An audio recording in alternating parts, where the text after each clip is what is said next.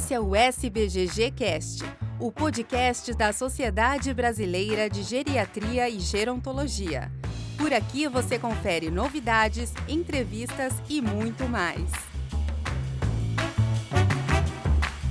Sejam todos bem-vindos a mais um episódio do SBGG Cast. Vamos abordar um assunto ainda muito pouco discutido, que é a relação bidirecional entre sono e dor na pessoa idosa. Eu sou Bianca Figueiredo, sou geriatra com atuação em dor, sou presidente da comissão de dor da SBGG. Dor e sono têm uma relação muito próxima. Eles têm uma conexão muito intrínseca. Muitos pacientes, inclusive profissionais de saúde, eles entendem que uma dor persistente, principalmente mais intensa, pode realmente piorar o sono. Mas, ao contrário, também acontece, mas muitos não sabem. Uma noite mal dormida, ela tem um impacto extremamente importante na questão da dor. A pessoa que não dorme, ela pode ter resultados mais negativos em relação à dor. Pode ter mais sequência, mais gravidade, impacto na funcionalidade, e é justamente isso que nós vamos conversar.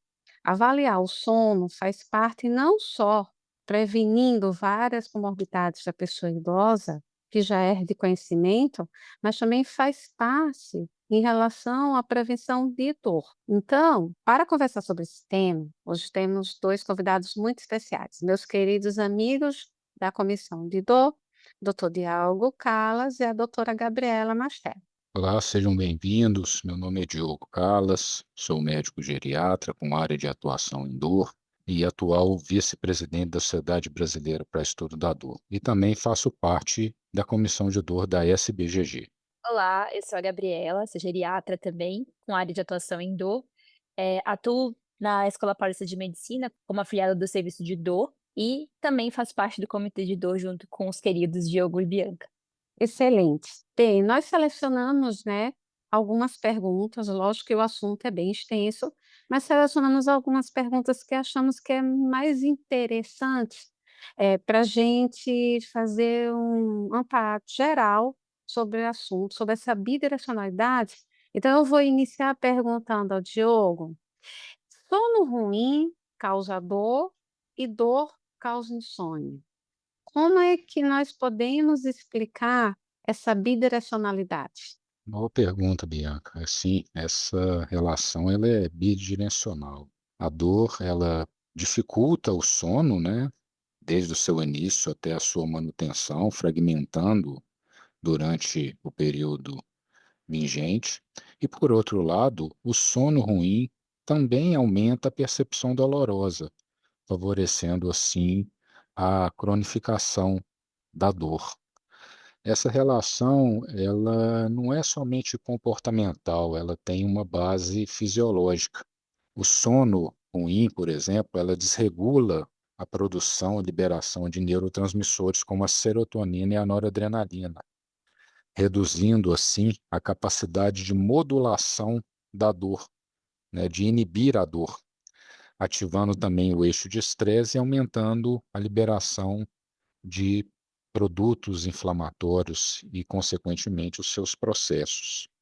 Então, seja, dormir mal faz mal ao cérebro e, com isso, há também uma amplificação da percepção dolorosa. E quando falamos de sono ruim, é bom a gente lembrar que não é somente insônia. A apneia do sono, né, a apneia obstrutiva do sono também é muito relevante, porque fragmenta o sono, gerando assim hipóxia intermitente e piorando tanto a dor quanto também a saúde global. Muito bom. Então, a gente pode falar, de uma maneira geral, a gente tem mecanismo meio que comum, tanto a quem não dorme bem ou como quem tem dor. Então, são vias comuns, que desregula neurotransmissor. A gente tem as vias, inflamatórias, a gente também pode ter outras vias, como a via hipotálamo hipófise adrenal. É bem interessante, eu acho bem interessante essa relação. E de novo, como eu até citei na introdução, Quando a gente fala que não dormir bem aumenta a chance de ter dor ou de piorar o quadro de dor, eu acho bem importante que a gente precisa difundir mais essa informação, né, Diogo? Perfeito, Bianca. Concordo plenamente contigo. Importante nós abordarmos isso com os nossos pacientes e deixarmos claro também aos profissionais de saúde que é importante abordar essa sistemática nos pacientes com dores, principalmente dores crônicas, que são esses pacientes que já têm alterações nos mecanismos de dor, que já têm alterações de sensibilidade, alterações de modulação dos processos dolorosos, e como essa, né, essa dor, esse sono ruim, né, esses distúrbios do sono podem estar causando danos também, está prejudicando inclusive o tratamento da dor crônica nesses pacientes. Só trazendo alguns dados, existem alguns estudos, lógico que muda bastante de acordo com o local, perfil, mas tem dados que mostram a pacientes com dor crônica, eles podem ter até 72% de insônia, 32% de apneia e até 32% também de síndrome de pernas inquietas. E é justamente por isso que a gente está trazendo essa discussão. E também tem estudos de pacientes com insônia que aumentaram a chance de ter dor crônica em 40%. Então, por isso que, mais uma vez, a gente traz essa discussão aqui. Excelente. Vou fazer agora a pergunta à Gabriela. Como é que a gente pode avaliar, né, que já é difícil avaliar a dor na pessoa idosa, já é difícil avaliar, muitas comorbidades na pessoa idosa. Como é que a gente pode avaliar, sono e dor na prática? A gente tem escalas específicas, a gente só tem mesmo escala de sono e de dor? Como vocês estavam falando, né, a gente sabe que essa relação é bidirecional, então é muito importante a gente sempre perguntar para o paciente sobre o sono dele. Então a primeira questão é, o paciente com dor crônica é sempre importante perguntar como que é o sono, que horas que ele inicia esse sono, se ele demora para iniciar o sono, né, se ele desperta à noite, se ele tem dificuldade para retornar a dormir, né, que horas que ele levanta, se ele sente cansado depois que dorme, né, se esse sono não é reparador. Então, a gente precisa fazer um questionário breve voltado para o sono desse paciente e também entender como que a dor se aplica nesse cenário, né. Então, será que esse paciente, ele demora a dormir porque ele sente dor e aí ele não consegue dormir logo? Ou será que a dor desperta ele à noite? Ou será que ao longo do dia, porque ele dormiu mal, a dor piora e isso vira aquele ciclo vicioso, né. Então a gente sempre tem que usar, sempre tem que perguntar sobre isso. E a gente tem algumas escalas que conseguem nos ajudar, em relação a isso. Existem escalas separadas que são as mais conhecidas, né, então escalas desenvolvidas para o sono e escalas desenvolvidas para o questionário de dor. Para o sono a gente tem a Pixbo, que é uma escala mais geral, né, ela avalia 19 itens, e vai perguntar sobre a latência do sono, vai perguntar sobre o uso de medicação, vai perguntar como é esse despertar, né. E a gente também tem uma escala que é a Epworth. O Diogo falou da apneia, né, essa escala a gente usa muito para esses pacientes que falam da sonolência diurna, né, então aquele paciente que cochila quando está lendo, cochila quando está assistindo TV, o quão frequente é isso, né. E da dor a gente tem as escalas convencionais de avaliação de dor, né, pergunta a escala numérica, né, tudo isso. Agora, uma escala que faça a interface entre dor e sono, quando a gente vai olhar na literatura internacional, a gente não acha muita coisa, mas o nosso serviço de dor aqui da Paulista, né, fez uma escala que é a IASED, que é um instrumento para avaliação de dor de sono na pessoa idosa com dor. Então, esse instrumento ele tenta avaliar justamente essa interface, o que é muito interessante, porque como a gente está falando, é uma coisa que a gente sabe que está relacionada, às vezes as pessoas negligenciam, né, e é isso assim, o sono ruim piora a dor e a dor piora o sono. E essa escala ela tenta ver isso. Então ela pergunta para o paciente se a dor, por conta da dor, ele demorou mais para dormir, se por conta da dor ele teve um despertar durante a madrugada, né, se ele faz uso de alguma medicação para o sono, e para tentar nos ajudar a ver o quanto a dor está interferindo no sono, né, e tentar identificar melhor esse cenário. Porque pode ser que o paciente, ele não esteja dormindo bem porque ele está com dor, ou pode ser que o sono ruim está gerando dor nele. Então a gente tentar entender melhor, porque isso vai gerar abordagens diferentes no tratamento da dor. Então é muito importante a gente tentar entender isso melhor e as escalas estão aí para nos ajudar. Excelente, Gabriela. Então, seria como se fosse uma escala, porque às vezes é tão difícil entender realmente quem descompensa ou quem veio primeiro.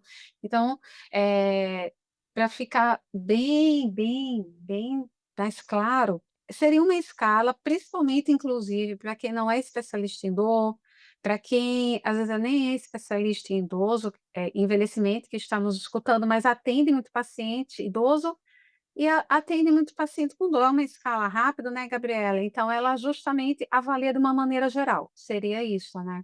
Isso, é uma escala bem rápida, são 7 perguntas, né, pergunta mais assim, quanto tempo ele demora a dormir por conta da dor, se por conta da dor ele acorda mais cedo do que ele gostaria, se acorda no meio da noite, se sente cansada ao longo do dia por conta da dor, se tem uma percepção ruim do sono, né. Então ela faz perguntas breves de sim ou não, né, e é uma escala e aí nisso ela leva em consideração, um ponto de corte maior ou igual a 2 pontos. Então é bem rapidinha de fazer e simples. Muito bem. E agora, quero perguntar ao Diogo, que é algo que perguntam bastante. Então, se a gente sabe da bidirecionalidade, e a gente fala tanto, né, em reduzir polifarmácia, ou a gente fala em polifarmácia racional. Então, em relação ao tratamento medicamentoso, Diogo, compartilha com a gente aí como é que a gente faz para tratar sono, dor, de uma forma de melhorar a qualidade de vida, diminuir polifarmácia, reduzir a transgenia. Bem, Bianca, é importante inicialmente nós tentarmos identificar esses gatilhos, né? Que estão interferindo tanto aí no processo de dor, como também no processo de sono. Não adianta nós sistematizarmos somente e aplicarmos fármacos múltiplos, tanto para a dor quanto para o sono, né, para a insônia, e não identificarmos quais são os gatilhos, quais são os pontos de maior atenção nesses pacientes. Será que é a dor que está interferindo na qualidade do sono? Ou será que é o sono que está interferindo na qualidade da dor, né, que está amplificando essa percepção e essa experiência dolorosa?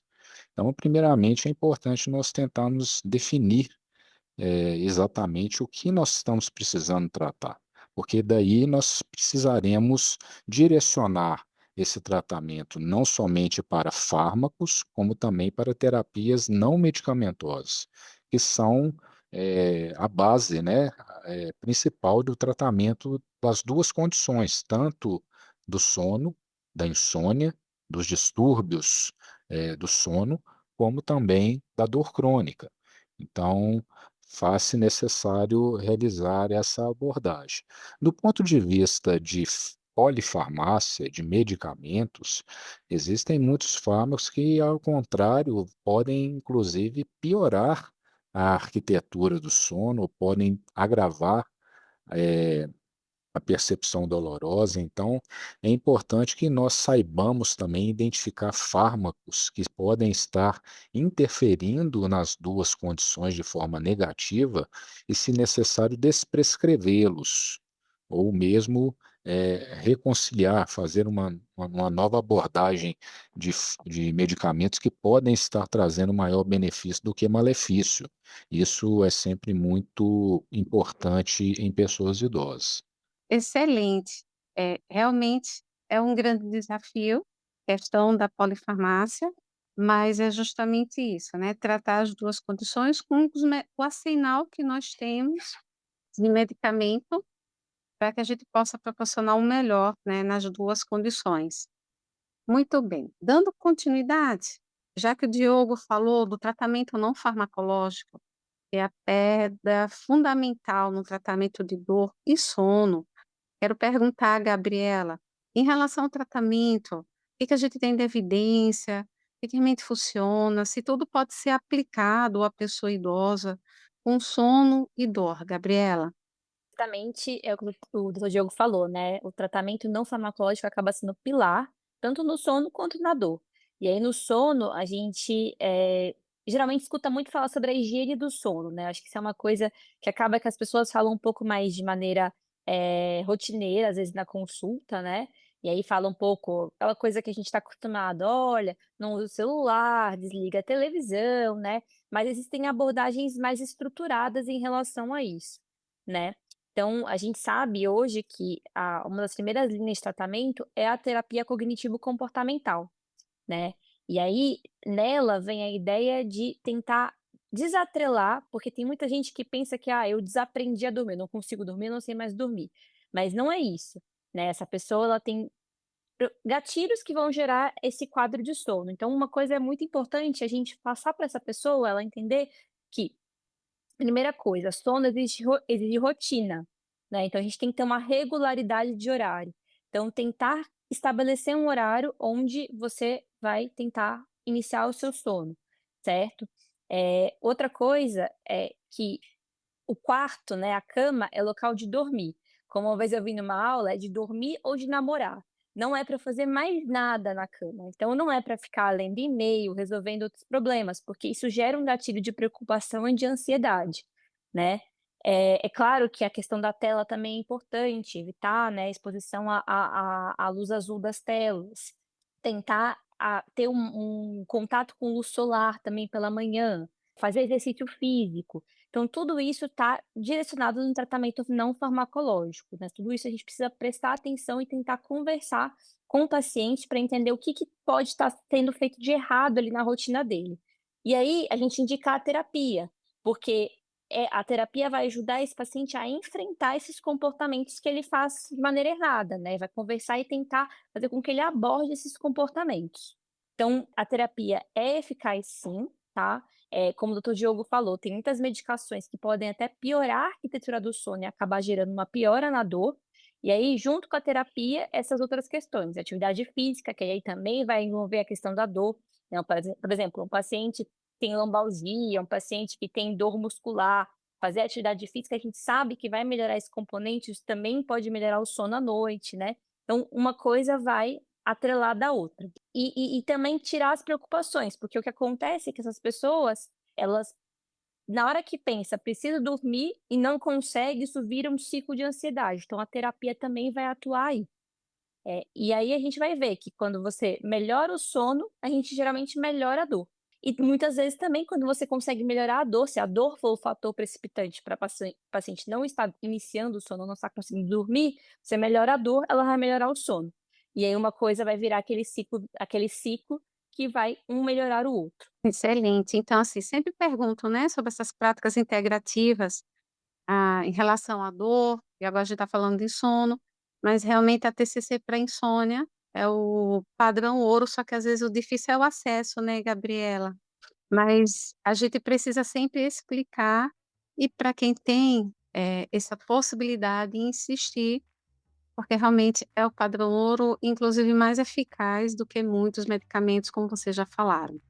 Estamos chegando ao fim desse episódio, então, só destacando, sono e dor caminham juntos, têm uma relação muito próxima, muito intrínseca. Se não avaliarmos o sono, trataremos a dor de forma incompleta.